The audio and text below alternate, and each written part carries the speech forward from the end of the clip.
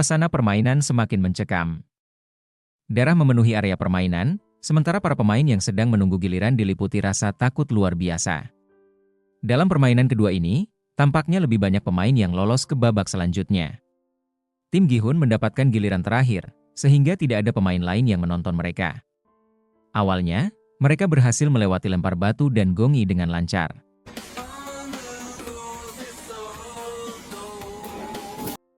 Namun, saat tiba giliran permainan gasing, pemain satu, alias Inho, selalu gagal membuat gasingnya berputar hingga dia pun marah dan menampar wajahnya sendiri. Gi-hun dan anggota tim lainnya berusaha menenangkannya, padahal Inho sengaja melakukannya untuk menguji seberapa kuat pengaruh Gi-hun dalam menyemangati timnya. Gi-hun selalu menunjukkan aura positif, sehingga Inho akhirnya bisa membuat gasingnya berputar di detik-detik terakhir. Gi-hun dan timnya akhirnya lolos ke babak selanjutnya meskipun hanya tersisa 1 detik, dan mereka pun harus melihat tim lawan dihabisi.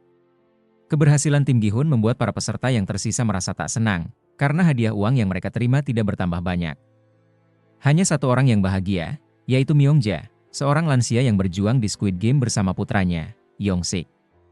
Setelah lolos dari maut, tim Gi-hun memutuskan untuk mengenalkan diri mereka.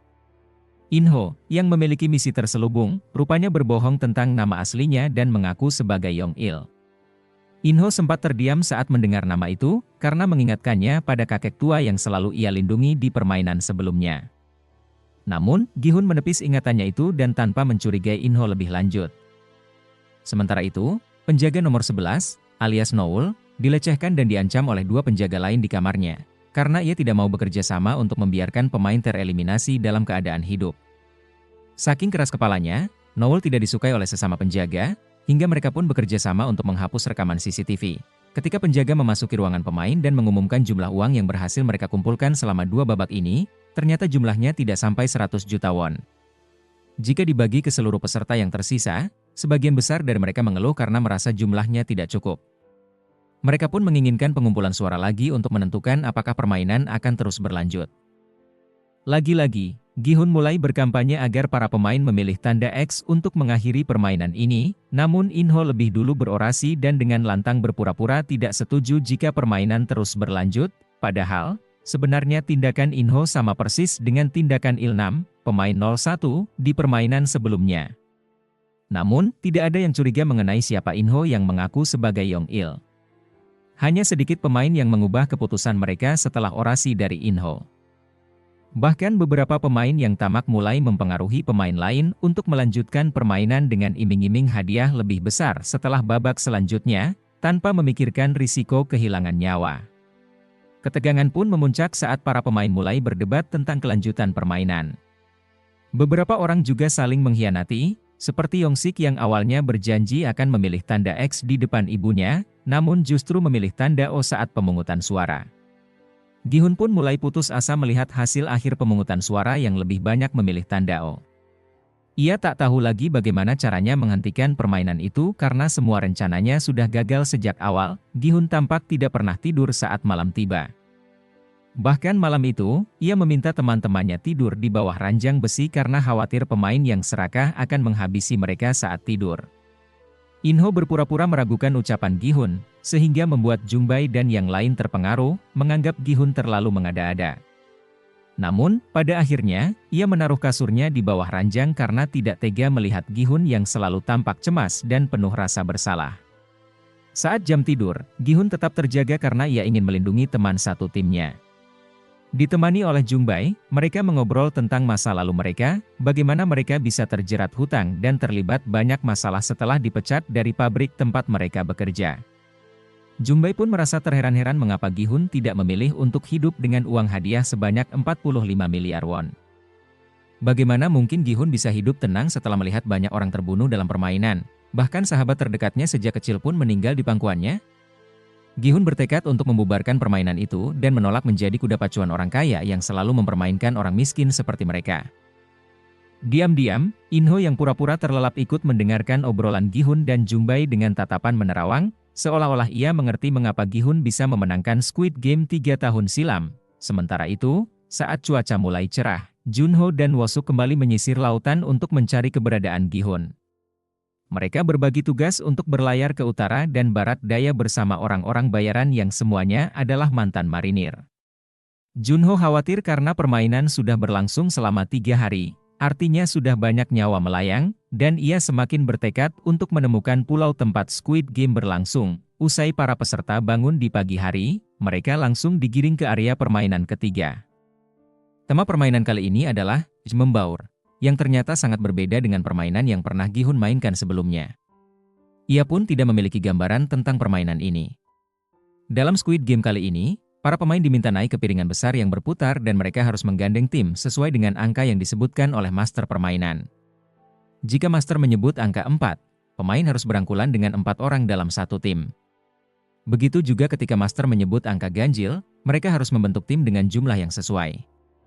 Pemain yang gagal mendapatkan teman atau gagal membentuk tim dan masuk ke sebuah ruangan, sesuai dengan angka yang disebutkan maka otomatis akan tereliminasi. Piringan besar pun mulai berputar, dan para pemain diliputi ketegangan karena mereka harus fokus dan memperhatikan instruksi permainan agar tidak salah membentuk tim. Permainan membaur pun dimulai. Piringan besar dalam ruangan yang dinaiki para peserta mulai berputar.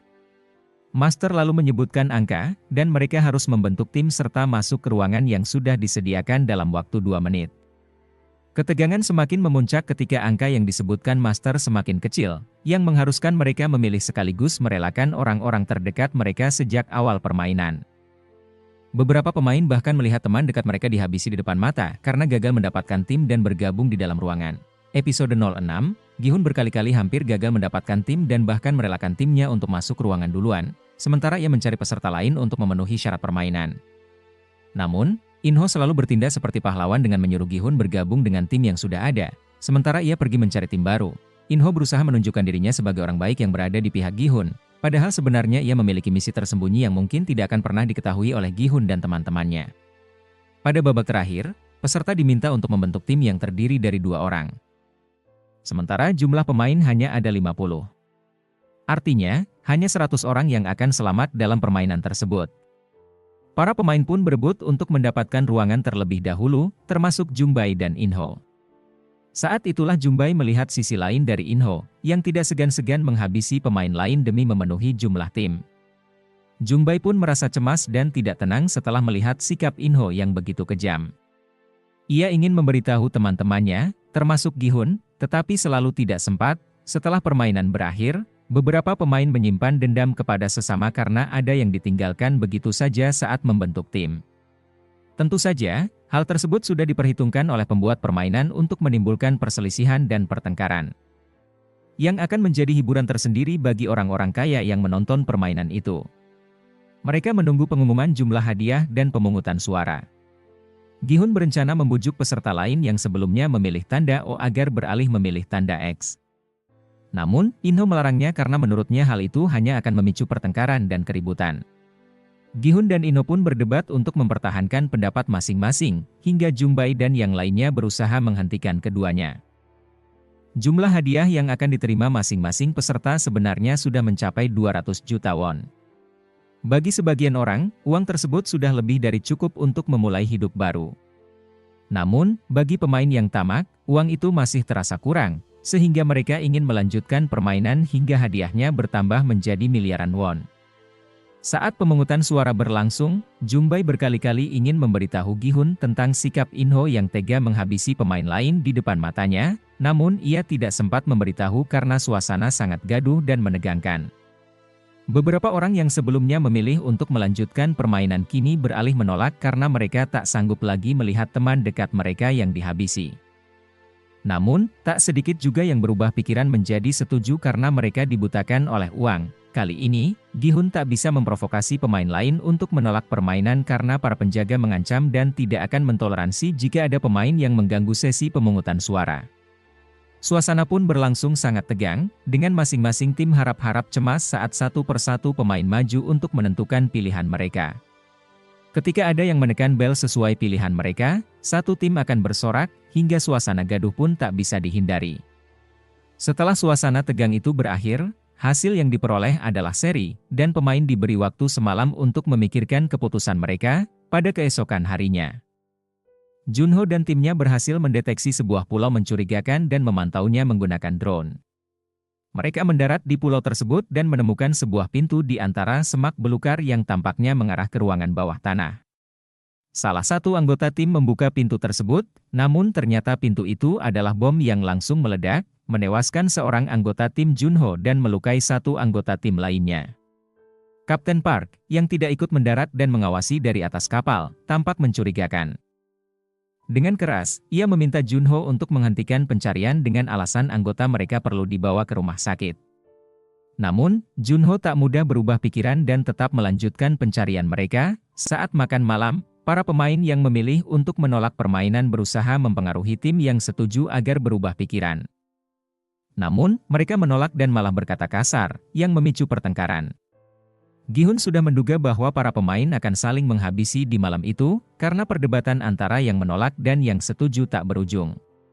Masing-masing tim memiliki keinginan yang kuat, hingga mereka pun berusaha mempengaruhi tim lain untuk mencapai kesepakatan bersama. Terlebih lagi, panitia Squid Game memberikan mereka makan malam berupa gimbap beserta garpu.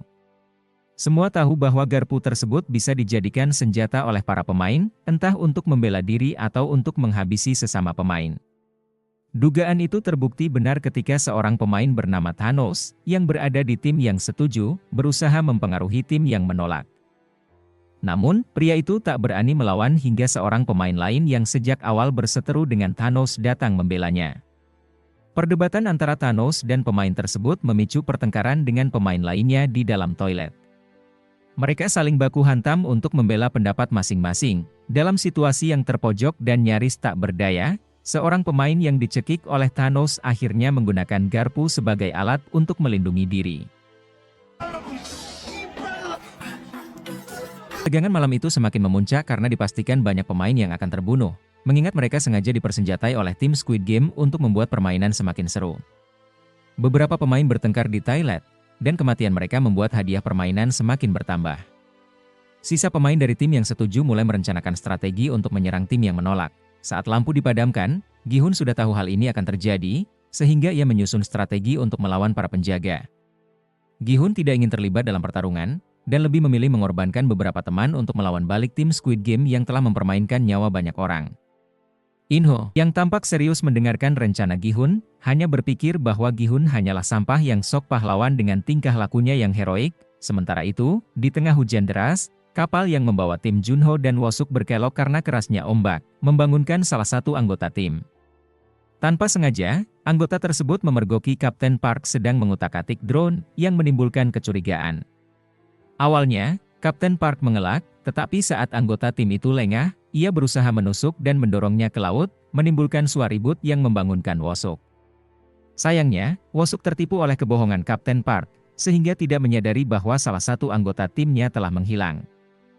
Sikap Kapten Park semakin mencurigakan, mengingat mereka selalu gagal menemukan pulau tempat Squid Game berlangsung. Di sisi lain, saat lampu dipadamkan, tim yang setuju mulai menjalankan rencananya untuk menyerang tim yang menolak permainan. Gi-hun sangat paham bahwa tim Squid Game tidak akan membiarkan semua pemain terbunuh, karena permainan akan segera berakhir dan tidak lagi seru untuk ditonton oleh orang kaya yang menikmati pertunjukan tersebut. Ia pun sudah menduga bahwa para penjaga akan segera datang saat lampu menyala dan fokus menghentikan pertarungan tanpa peduli terhadap jasad pemain. Kesempatan ini dimanfaatkan oleh Gi-hun dan teman-temannya untuk berpura-pura tergeletak di lantai hingga penjaga memeriksa mereka dengan alat pendeteksi. Gi-hun dan teman-temannya berhasil membalikkan keadaan dengan merebut senjata penjaga dan menembaki mereka hingga jatuh. Tim Squid Game terkejut dengan serangan tersebut, sehingga mereka kekurangan persiapan dan merasa kewalahan.